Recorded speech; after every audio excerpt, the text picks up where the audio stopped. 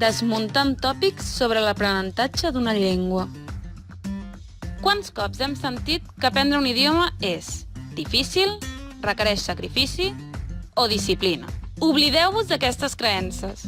Aprendre una llengua és adquirir nous coneixements i habilitats, obrir-se portes, créixer i realitzar-se personalment. Tot seguit us ho demostrem parlant d'uns quants tòpics i prejudicis que molts hem tingut sobre estudiar idiomes. M'agradaria molt aprendre llengües, però no tinc mai temps. És cert que a vegades anem molt atrafegats, però en realitat, amb tan sols 10 minuts al dia, sovint pots progressar molt. Pots adaptar l'aprenentatge al teu ritme de vida i combinar-lo amb activitats quotidianes, com anar en metro. D'acord, però és que, a més, aprendre llengües no és el meu fort. Sabies que, com més experiència tinguis aprenent llengües, més fàcil et resultarà? Per tant, el primer pas és posar-t'hi. El que marca la diferència, més que unes suposades habilitats innates, és la voluntat, la motivació i l'esforç. Tot i així, tinc la sensació que per molts cursos que faci, no avanço gaire. És habitual tenir aquesta impressió, sobretot a partir d'un nivell mitjà, com el B2, en què ens costa més ser conscients dels resultats. Però això no vol dir que els progressos no hi siguin. Sí, però també crec que aprendre llengües no fa falta, perquè amb l'anglès ja vas a tot arreu. Quina idea tan poc encertada! Les llengües són molt més que una eina de comunicació. Són el vehicle cultural per excel·lència, tot un món per descobrir. Aprendre idiomes serveix per arribar al cor de la gent, integrar-se i conèixer de debò altres cultures. D'acord, però, tot i així, hi ha llengües que són massa difícils, impossibles d'aprendre. No hi ha llengües fàcils o difícils.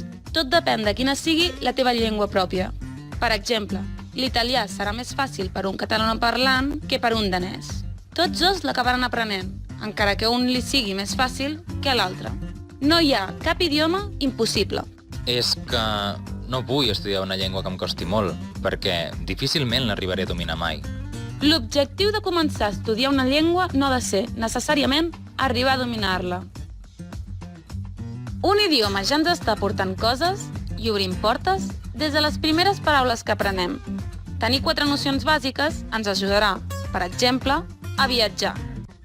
Qualsevol nivell que assolim serà enriquidor, perquè ens permetrà comprendre altres cultures, ens obrirà la ment i ens despertarà la curiositat.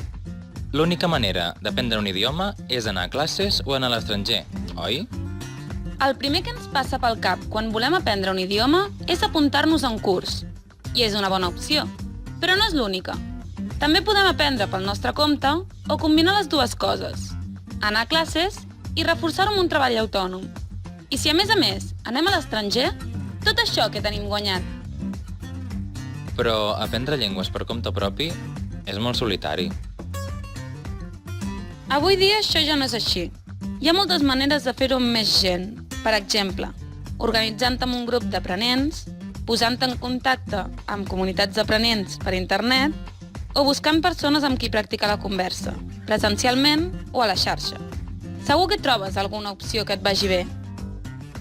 D'acord, m'has convençut. M'hi posaré. Suposo que per aprendre una llengua he de treballar sobretot la gramàtica. Moltes persones tenen aquesta idea, però no és ben bé així. La gramàtica és important, però també ho és aprendre vocabulari, treballar l'expressió oral, que és la capacitat de parlar, l'expressió escrita, escriure textos, la comprensió oral, entendre el que ens estan dient, i la comprensió escrita, llegir. T'has d'organitzar per desenvolupar aquestes 6 àrees alhora. Recorda-les bé. I per aprendre vocabulari, he d'organitzar-lo en llistes i memoritzar-les? Doncs la veritat és que és preferible treballar les paraules en context, llegint textos, escoltant àudios, fent exercicis o escrivint frases.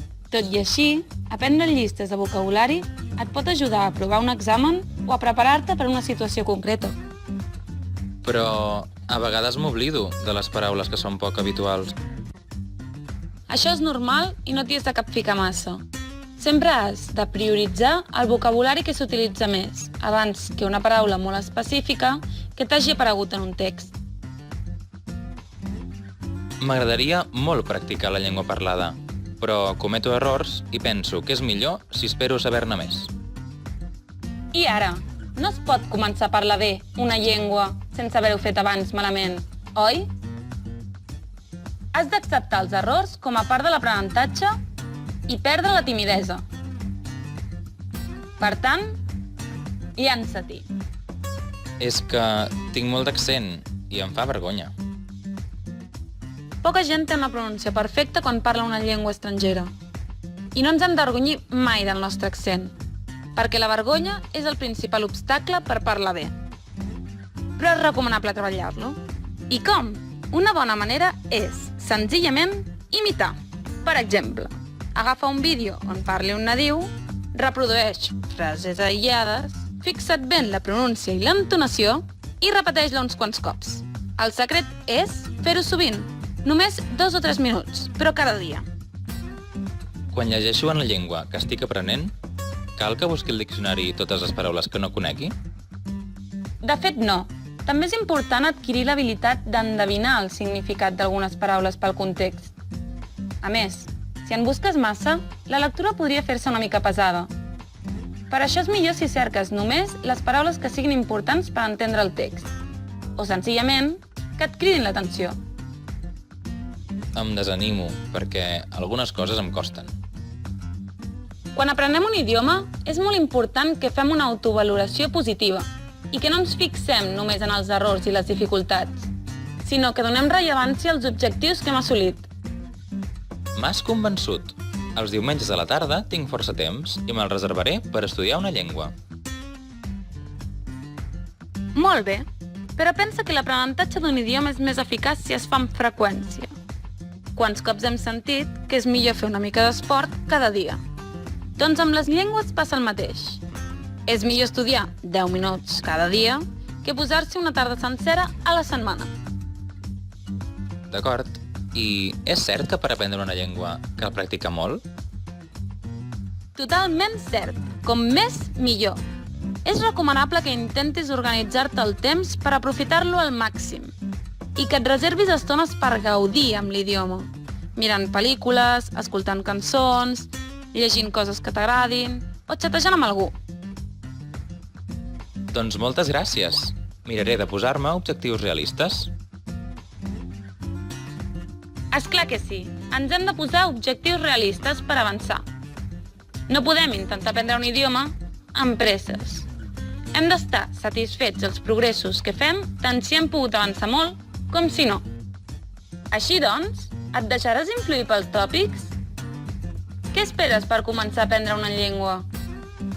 A la descripció que hi ha sota d'aquest vídeo hi trobaràs recursos per fer-ho de manera gratuïta. Els hem elaborat des de la Universitat de Barcelona.